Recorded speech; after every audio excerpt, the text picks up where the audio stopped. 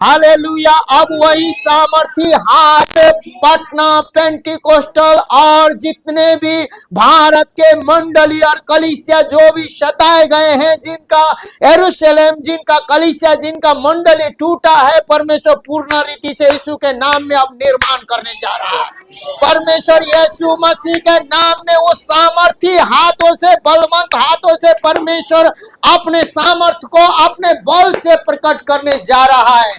न तो बल से न शक्ति से, परमेश्वर के आत्मा, पवित्र आत्मा के द्वारा निर्माण होने जा रहा है। आमीन, हालेलुया। ये तो मेरे जीवन में तो होने जा रहा है। कलीसिया के लोग रिसीव करो कि आपके जीवन में भी हो, कि आप भी परमेश्वर के राज्य में आनंद के साथ राज्य कर पाए। परमेश्वर का सामर्थ हमें दुर्बलता को बलवंत बनाता है, बीमारों को चंगा करता है, निराशा में पड़े हुए को आशा देता है, अंधकार में पड़े हुए को ज्योति में लाता है, मृत्यु में पड़े हुए को जीवन में बदल देता है। उसका सामर्थ्य हाथ प्रेममय है, उसका सामर्थ्य दयालु है। वो क्रोध करने में बहुत धीमा है और प्रेम करने में जल्दी है। वो अपने वायदे और प्रतिज्ञा को कभी भूलता नहीं है। एक बार दो बार हम लोग भूल भी जाएं तो वो अपने प्रतिज्ञा को भूलता नहीं है। एक बार प्रतिज्ञा करने के बाद जितना भी कठिन और आप मुश्किल में क्यों न हो, आप कितने दुख और पीड़ा में, कष्टों में क्यों न हो, यदि सच में मेरे प्रिय भाई बहन, आज नहम्याह जिस प्रकार से परमेश्वर के सामर्थी हाथों को, परमेश्वर के प्रतिज्ञा के वादों को, जो उसने बाइबल से, जो परमेश्वर के वचन व्यवस्था से वो पढ़ा था, और परमेश्वर तू सामर्थी हाथ इसलिए है कि तू लाल समुद्र को दो भागा करवाने वाला मूसा के द्वारा तू ही है। रात में आग का खंभा, दिन में बादल का खंभा होकर चलने वाला परमेश्वर तू ही है। मिस्र के गुलामियों से सारे इजरायलियों को तू आजाद करके लाने ही वाला नहीं, लेकिन 10 गो विपत्ति भेजकर मिस्र के राजा और उसके प्रजा को दंड देने वाला भी। तो मेरे प्रिय भाई बहन, हम लोग नहम्याह 1 अध्याय को पहले स्टडी करेंगे। हकल्याह के पुत्र नहम्याह के वचन 20वें वर्ष के 20वें नामक महीने में, 20वें वर्ष में 21वें नामक महीना में, जब मैं सुसन नामक राजगढ़ में रहता था, जो सुसन नामक राजगढ़ में रहता था, तब हनामी नामक मेरा एक भाई, हनामी नामक मेरा एक भाई और यहूदा के आए हुए कई एक पुरुष आए। उसके साथ, भाई के साथ कोई पुरुष लोग आए, और मैंने उससे उन बचे हुए यहूदियों के विषय में जो बंधुआई से छूट गए थे, पूछा, और यरूशलेम के विषय में पूछा। किसके विषय में पूछा? नहीं, मैंने यरूशलेम के विषय में पूछा। आप अपने घर घराना परिवार के लिए पूछना शुरू कीजिए और एक दूसरे के लिए प्रार्थना करना शुरू कीजिए। अब यहीं पर मोड़ आता है। उसने क्या किया? पूछा, यरूशलेम के बारे में पूछा। किससे पूछा? अपने भाई से, हननिया से, और उनके आए हुए उनके साथ मित्रों से पूछा कि क्या हाल चाल है। और पूछा तो क्या जवाब मिला उनके द्वारा?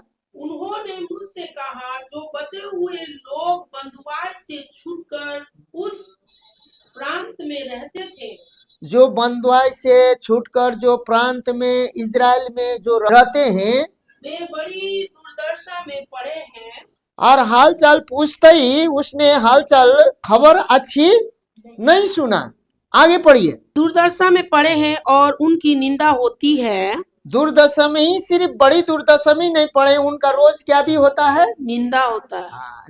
आप जानते हैं दुर्दशा में पड़े ना पड़े, लेकिन निंदा सहना आपको अच्छा लगता है? आपको, आप लोगों को अच्छा लगता है निंदा सहना?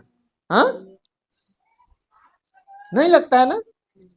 निंदित हो रहा है। और उसके बाद में नहम्याह इस बातों को सुन रहा है, और आगे, क्योंकि यरूशलेम की शहरपनाह टूटी हुई और उसके फाटक जले हुए हैं। दुर्दशा, निंदा क्यों हो रहा है? यरूशलेम की दीवार क्या हो चुकी है? टूटी हुई है। टूट चुकी है। और फाटक किसको बोलते हैं? बड़ा शहरपना को रोकने वाला गेट को बोलते हैं। ये बातें सुनते ही नहीं, मैंने ये बात सुना, उसके बाद सुनते ही क्या किया? बैठकर रोने लगा और कितने दिन तक विलाप करता और स्वर्ग के परमेश्वर के सम्मुख उपवास करता और यह कहकर प्रार्थना करता रहा। सुनिए, पहले क्या किया उसने? सुनते ही रोने लगा। क्या करने लगा? बैठकर रोने लगा। उसके बाद में आप किसी का दुख को सुनकर प्रभु सच में आपके साथ है तो आप दुखित होंगे और आप बैठ के क्या करने लगेंगे? रोने लगेंगे। उसके बाद विलाप करने लगेंगे। उसके बाद क्या बोल रहा है? उसने परमेश्वर के सामने क्या किया? क्या चीज के साथ किया? उपवास और प्रार्थना करने लगा। भूख नहीं लगा? चाहने वाला भाई बहन मंडली में कोई कुछ हुआ और हम खूब चिकन भूज के खा लें तो इसको प्रेम बोलते हैं। और मेरी भाई बहन मेरे घर में भूखे आए और मैं जल्दी जल्दी कटोरा से तोपे, उसके बाद में ठीक है प्रार्थना कर देते, जाओ जाओ बोल के प्रार्थना करके जाए, सीढ़ी से निकला नहीं है हम खाने लगे, तो वही प्रेम है क्या है ये? सुनिए, उसने हालचाल पूछा अपने देश के लिए। वो सुसनगढ़ के राजा के घर में रहता था और सुसनगढ़ के राजा के घर में वो बात यह है कि वो राजा के घर में नौकरी करता था। उसको किसी चीज को कमी का उसको क्या मिलता था? वेतन मिलता था। और वो राजा के घर में दाखरस टकराता था। दाखरस किसी को टकराने की आज्ञा, वही चुने गिने विश्वास योग्य व्यक्ति होना चाहिए था, क्योंकि राजा को कभी भी दुश्मन के साथ मिलकर जहर डाल दे सकता था। वही व्यक्ति को दाखरस टकराने का मौका, खाना देने का मौका मिलता था, वही जो वफादार अपने प्राण को देकर किसको बचा सके। हाँ, यही होता था पहले के, उसी को रखा जाता था और उसको इतना ईमानदारी से रखा जाता था, उसको इतना प्रेम से रखा जाता था, वो राजा के प्राण को देने तक विश्वास योग्यता, राजा भी उसके लिए जो मांगे वो करता था। ऐसा घर में रहता था, उसको कोई भी जरूरत नहीं था, लेकिन उसके अंदर में परमेश्वर का प्रेम, परमेश्वर का स्वभाव, परमेश्वर का चरित्र, यीशु का स्वभाव, यीशु का चरित्र जैसा था।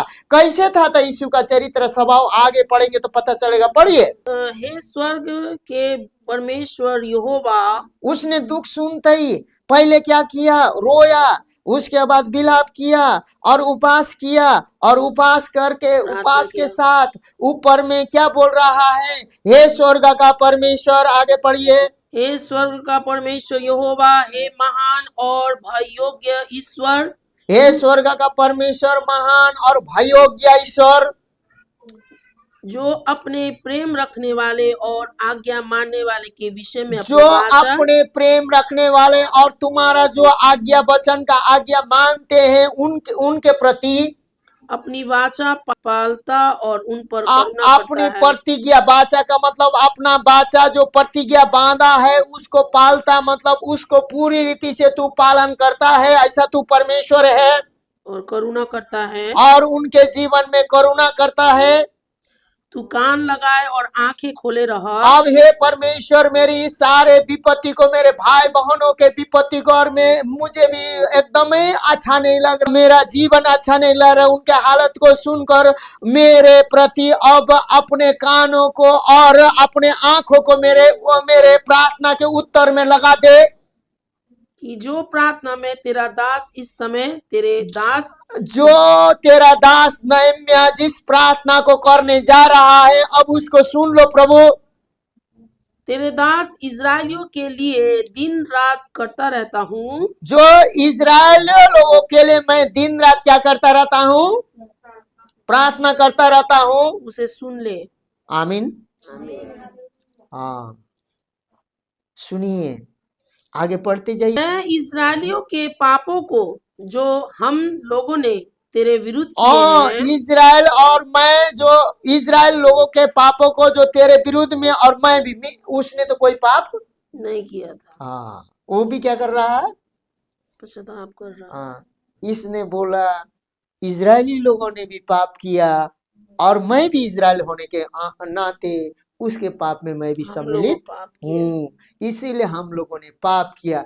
उनके पापों ही को सिर्फ पश्चाताप नहीं किया, इसके अंदर में यीशु जैसा मन था कि नहीं था? बोलिए, यीशु आया ही नहीं था उस समय, लेकिन उसने बोला कि हे मेरे प्रिय प्रभु, इजरायलियों ने तेरे विरुद्ध में पाप किया है और उनके साथ साथ मैंने भी।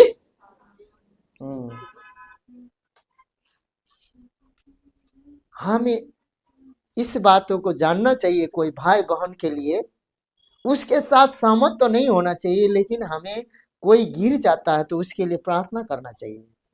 इसी प्रकार का प्रार्थना करना चाहिए। यीशु ने बोला, हे प्रभु, ये लोग नहीं जानते हैं क्या कर देना। हाँ, ये क्या कर रहे हैं?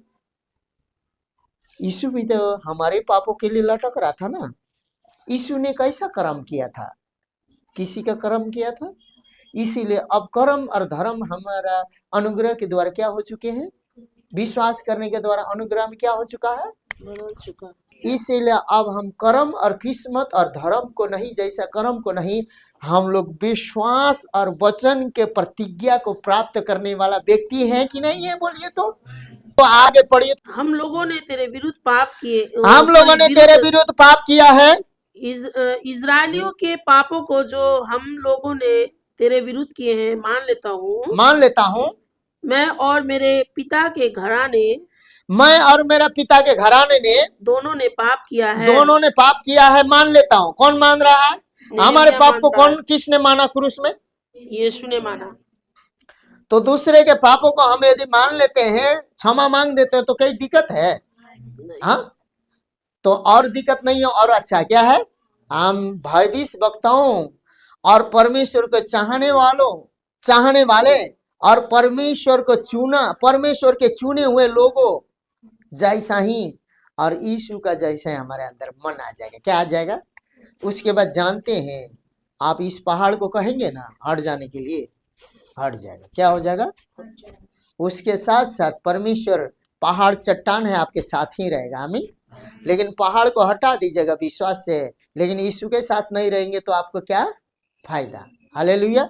ये परमेश्वर से प्रार्थना करता नहीं रहा। इसने प्रार्थना करने के बाद क्या किया नहम्याह ने? आगे पढ़िए। हमने तेरे सामने बहुत बुराई की है। हमने तेरे सामने यहोवा बहुत बुराई की है। और जो आज्ञा विधियां और नियम तूने जो आज्ञा नियम विधियां तो जो अपने दास मूसा को दिए थे, उनको हमने नहीं माना। उनको हमने क्या नहीं किया? नहीं माना। हमें बाइबल का संडे मानना चाहिए कि नहीं मानना चाहिए? आराधना में समय में आना चाहिए कि नहीं आना चाहिए? हमें किसी भाई बहनों के लिए दुखी होकर प्रार्थना करना चाहिए कि उपवास करना चाहिए कि नहीं चाहिए? कोई गरीब और दुखी को, कमजोरी और दुर्बलता और क्या बोलते हैं, असहाय को अमेल मिलाप को मिल मिलाप करने का कोशिश करवाना चाहिए कि नहीं चाहिए? किसी को उठाना चाहिए कि नहीं चाहिए? कि तमाशा देखते हुए हम तो बढ़ गए भाई, उसके जीवन में ऐसा हुआ बोल के हम लोग खुशी मनाते हुए आगे बढ़ेंगे? बोलिए। हम लोग 24 घंटा तो क्या बोलते हैं अपने मगन में रहते हैं। कम से कम 2 घंटा 3 घंटा परमेश्वर को समय देना चाहिए कि नहीं चाहिए? चाहिए ना। इसीलिए सुनिए आगे क्या बोलता है, पढ़िए। उस वचन की शुद्धि ले, उस वचन जो मूसा से प्रतिज्ञा किया था, उस वचन का शुद्धि ले है यहोवा, जो तूने अपने दास मूसा से कहा था। जो तूने अपने दास किससे कहा था? मूसा से कहा था। यदि तुम लोग विश्वासघात करोगे तो मैं तुमको देश देश के लोगों में तितर बितर करूंगा। मैं तुमको देश देश के लोगों में क्या करूंगा? तितर बितर करूंगा। परंतु यदि तुम मेरी ओर फिरो, यदि तुम मेरी ओर फिरोगे तो, परमेश्वर कह रहा है। कौन कह रहा है? परमेश्वर कह रहा है। परमेश्वर कब करके जा चुका था? मूसा के साथ करके।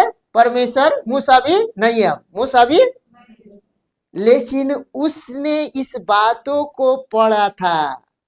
कहाँ पढ़ा था? मूसा के व्यवस्था में, कि इस प्रकार से लिखा है। आज नहम्याह क्या पास्टर था? क्या ये भविष्यवक्ता था? ये क्या बहुत बड़ा क्या बोलते हैं परमेश्वर का चुना हुआ मूसा जैसा था? ये बंधुआई में गया हुआ एक ईमानदार लड़का है। क्या है? ईमानदार लड़का, और इसको ईमानदारी के कारण राजा के दाख मत टकराने का और पिलाने का इसको काम मिला है। परमेश्वर के अनुग्रह से मिला होगा, लेकिन सुनिए उस समय व्यवस्था का पुस्तक सभी के पास नहीं रहता था। लेकिन इसके पास व्यवस्था का पुस्तक हो या न हो, इसने व्यवस्था के पुस्तक के द्वारा बोला है कि परमेश्वर आपने चंगा करने के लिए बोले हैं तो चंगा कीजिए। आप नहीं बोल सकते हो? हाँ, अब वचन में लिखा है कि नहीं लिखा है? आप छुटकारा के विषय में, अपने घर घराना उद्धार परिवार के विषय में, गरीबी के बंधन तोड़ने के विषय में आप वचन के अनुसार जाइएगा। कैसे जाइएगा? वचन के खिलाफ लोग जा रहे हैं। वचन के खिलाफ जाकर ना बड़े मुष्टंडा भी कुछ कर रहे। परमेश्वर ने राताराती उसको अभिषेक करके आग बना दिया होगा, फिर भी सवेरे वो कोयला हो जाएगा वचन के बेकार। क्योंकि वचन परमेश्वर वचन है। उसने परमेश्वर को कैसे स्मरण कराया? उसको याद था। क्या था? तो आपको याद ही नहीं है, सभी कुछ याद ही नहीं है, आप भूल चुके हैं बाइबल के वचन को, तो आपको क्या मिलेगा? बोलिए। पवित्र आत्मा के भरपूरी में मेरा रिक्वेस्ट है, आपसे अनुरोध है कि आप परमेश्वर के वचन में दिन रात लगे रहें। क्या करते रहें? क्योंकि यहोशू भी परमेश्वर के वचन में दिन रात लागना परमेश्वर ने कहा था, और बाइबल कहता है कि यहोशू भी परमेश्वर के वचन में दिन रात लगा था। और एक दिन वो पूरे यहोशू यरदन नदी को दो भागा करते हुए इजराइल में प्रवेश किया कि नहीं किया? तो आगे को पढ़िए, नहम्याह क्या कह रहा है? परंतु यदि तुम मेरी ओर फिरो और मेरी आज्ञा मानो और उन पर चलो, ये तो प्रभु चाहे तूने ये कहा है, यदि मेरे ओर फिरो, तूने कहा है यहोवा के वचन, तूने कहा है, तूने वचन दिया मेरी ओर फिरो, और मेरी ओर फिर के क्या करो? मेरी आज्ञाओं को मानो, मेरे आज्ञा को मानो और उन पर चलो, और उस आज्ञा पर वचन पर चलो, तो चाहे तुम में से निकाले हुए लोग आकाश की छोर में भी रहो, निकाले हुए लोग आकाश के छोर में भी रहो या पृथ्वी के छोर में भी रहो, कहीं भी रहो, तो भी मैं उनको वहां से इकट्ठा करके उस स्थान में पहुंचाऊंगा। आमीन, हालेलुया। अब उस स्मरण को पूरा करो, परमेश्वर को बोला। क्या बोला? और चुपचाप से सो गया नहीं, कम्बल खींच के, रजाई खींच के चुपचाप से, उसके बाद भूल नहीं गया। आगे क्या करने शुरू किया? बोलिए। जिसे मैंने अपने नाम के निवास के लिए चुन लिया है, जो अपने नाम के निवास के लिए चुन लिया है, तूने कहा था यहोवा, अब वे तेरे दास और तेरी प्रजा के लोग हैं। अब जब तेरे दास तेरे प्रजा के जब लोग हैं, तो जिनको तूने अपनी बड़ी सामर्थ और बलवान हाथ से छुड़ा लिया है, इनको तूने क्या किया है? बड़ी सामर्थ और बलवान हाथ से के द्वारा छुड़ा लिया। यहोवा का हाथ कैसा है? सामर्थ और बलवंत। पहला क्या है? सामर्थ। सामर्थ का मतलब जानते हैं क्या है? सामर्थ का मतलब इतना सामर्थ, वो हाथ से आप कुछ भी कर सकते हैं। जैसे कि वो हाथ को पूरे आग के भट्टी में डाल सकते हैं। क्या कर सकते हैं? और उसको पूरे तेजब के भट्टी में डाल सकते हैं, पूरे उसको समुद्र को, पहाड़ को उठा सकते हैं, बजार सकते हैं, और उसको स्थापित भी कर सकते हैं। ऐसा सामर्थी हाथ है किसका? किसका? यहोवा।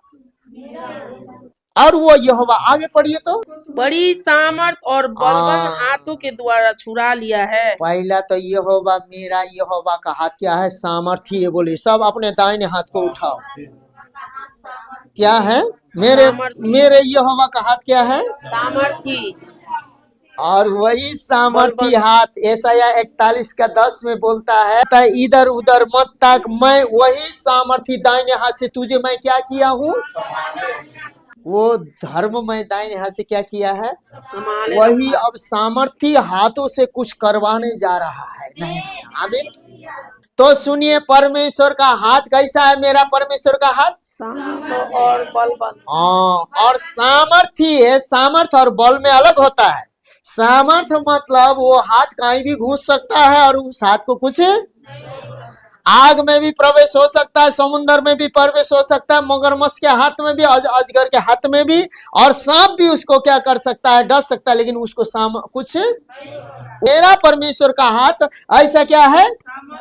परमेश्वर हमारे मर्जी को भी चाहता है। अब ये मर्जी आपका, अभी मर्जी क्या हो रहा है, आपका मन का मर्जी क्या हो रहा है। आप बोल रहे हैं आपका मन कर रहा है, आपका मर्जी कर रहा है, आपका मन कर रहा है कि परमेश्वर का हाथ कैसा है। अरे हम मर जाने वाले व्यक्ति जो कि एक एक करके दांत टूटेगा कि नहीं, एक एक करके आंख सूजेगा कि नहीं, हाँ, एक एक करके दाढ़ी उड़ी मोछ सब उजला होगा कि नहीं, एक एक करके गाल गाल झुरी पड़ेगा कि नहीं, एक एक करके आपका सुंदरता जाता रहेगा कि नहीं, एक एक करके आपका हड्डी क्या बोलते हैं, आपका क्या बोलते हैं, पूरा देखने शुरू होगा, टेढ़ा मेढ़ा होगा कि नहीं, आपका एक एक करके एकदम मिट्टी में मिलते जाएंगे कि नहीं। ऐसा शरीर यदि घमंड रख सकता है तो परमेश्वर तो घमंडी नहीं है लेकिन सामर्थी है कि नहीं। तो परमेश्वर सामर्थी है तो क्या आपका काम करेगा कि नहीं। हालेलुया। अब वही सामर्थी हाथ पटना पेंटिकोस्टल और जितने भी भारत के मंडली और कलीसिया जो भी सताए गए हैं, जिनका यरूशलेम, जिनका कलीसिया, जिनका मंडली टूटा है, परमेश्वर पूर्ण रीति से यीशु के नाम में अब निर्माण करने जा रहा है। परमेश्वर यीशु मसीह के नाम में वो सामर्थी हाथों से, बलवंत हाथों से परमेश्वर अपने सामर्थ को अपने बल से प्रकट करने जा रहा है। न तो बल से न शक्ति से, परमेश्वर के आत्मा, पवित्र आत्मा के द्वारा निर्माण होने जा रहा है। आमीन, हालेलुया। ये तो मेरे जीवन में तो होने जा रहा है।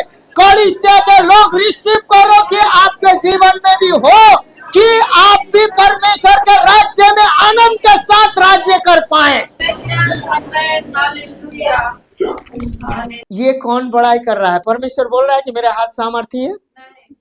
ये नहम्याह बोल रहा है परमेश्वर का सामर्थ हमें दुर्बलता को बलवंत बनाता है, बीमारों को चंगा करता है, निराशा में पड़े हुए को आशा देता है, अंधकार में पड़े हुए को ज्योति में लाता है, मृत्यु में पड़े हुए को जीवन में बदल देता है।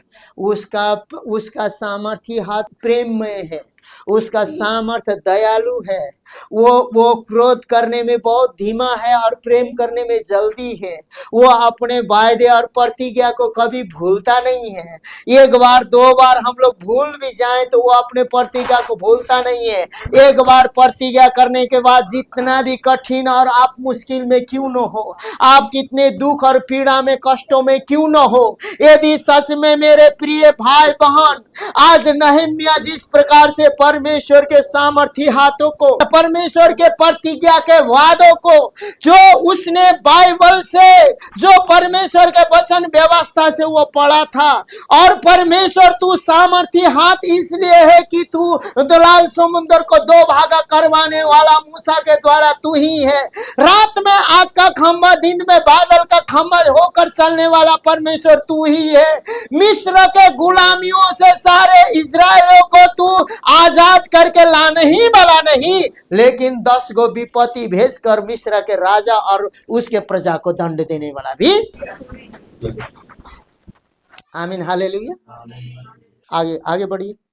विनती प्रार्थना क्या है, बोलिए यह है, बोलिए यह है कि तू अपने दास की प्रार्थना पर कान लगा, और अपने उन दासों की प्रार्थना पर जो तेरे नाम का भय मानना चाहते हैं, कान लगा। इस बार इस पद को फिर से हम लोग शुरू करेंगे, ये समझना जरूरी है। हे प्रभु विनती यह है, हे प्रभु विनती यह है, सब कोई बोलिए।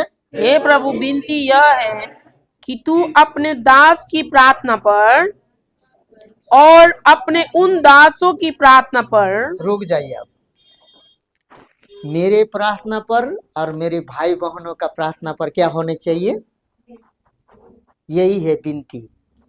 सुनिए, उनका प्रार्थना अलग अलग नहीं था, उनका प्रार्थना अलग अलग, इसका मतलब उनका प्रार्थना यही था कि वहां के लोग हुज्जत, बेइज्जत, निंदित हुए थे और यरूशलेम का दीवार टूटा हुआ था। वो लोग बंदुआई से आए हुए 20 साल हो गए थे, लेकिन उनका क्या है, शहर निर्माण नहीं हुआ था।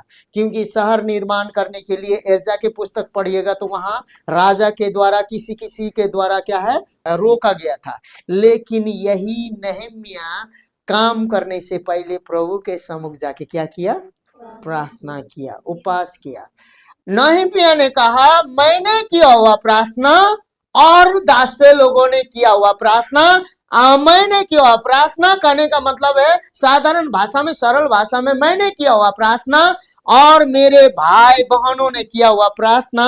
हे प्रभु यीशु मसीह, क्या, हे प्रभु यीशु मसीह, हमें अभी यही बोलते हैं ना, या तो प्रभु यीशु मसीह के नाम में हे पिता क्या कर दिया जाए, हे क्षमा पूरा किया जाए। हाँ, यह है प्रार्थना। क्या है, यह है नौकरी, घर, जमीन, जायदाद जो भी हो, हम लोग एक मन चित एक चित होकर प्रार्थना कर रहे हैं। सुनिए, ये लोग प्रार्थना करके काम भी करेगा। आगे पढ़िए, क्या है, भय मानना चाहते हैं, कान लगा और आज अपने दास का काम सफल कर। हाँ, जो भय मानने चाहते हैं कान लगा और अपने दासों का क्या सफल कर, काम सफल कर। आमीन, हालेलुया। और उस पुरुष को जो उस पर दया कर, उसको उस काम पुरुष को को सफल कर और उस पर क्या दया, कर, दया कर। उस पर दया कर। मैं तो और राजा का पियाऊ था। वो राजा का पियो था, दया कर। उसके बाद जानते हैं, अगला भाग आगे पढ़ेंगे लेकिन हम खत्म करेंगे। जानते हैं वो हर एक बार प्रार्थना करता रहा और टूटे। उसके बाद में इससे आगे पढ़ेंगे तो जानते हैं वो कहाँ गया। उसके बाद राजा को पास गया और राजा से चिट्ठी लेके गया। सारे अपने रहने का घर और मंदिर निर्माण करने के लिए जंगल फॉरेस्ट से अफसर से, वो राजा का जो देखभाल करने वाला जंगल का जो फॉरेस्ट अफसर से क्या है, लकड़ी लेके गया और दीवार 52 दिन में क्या कर दिया, यरूशलेम के दीवार। उसके बाद पूर्ण निर्माण करके लोगों को आराधना स्तुति करवा के उसने छोटे छोटे बात में प्रार्थना किया और खुद अपने से गया छुट्टी लेके, काम से छुट्टी लेके। उसके बाद यरूशलेम और यरूशलेम के टूटे हुए दीवारों को, मंदिर को निर्माण किया और सारा व्यवस्था का पुस्तक ले जाके सारे लोग पछताप किए। यदि एक व्यक्ति पछतापी हृदय से परमेश्वर को सच्चा दिल से मानता है, वो पूरे देश को, पूरे गांव को, पूरे ब्लॉक को, पूरे घर को, पूरे घराना को आशीषित कर सकता है और उद्धार, मुक्ति, छुटकारा, चंगाई दे सकता है।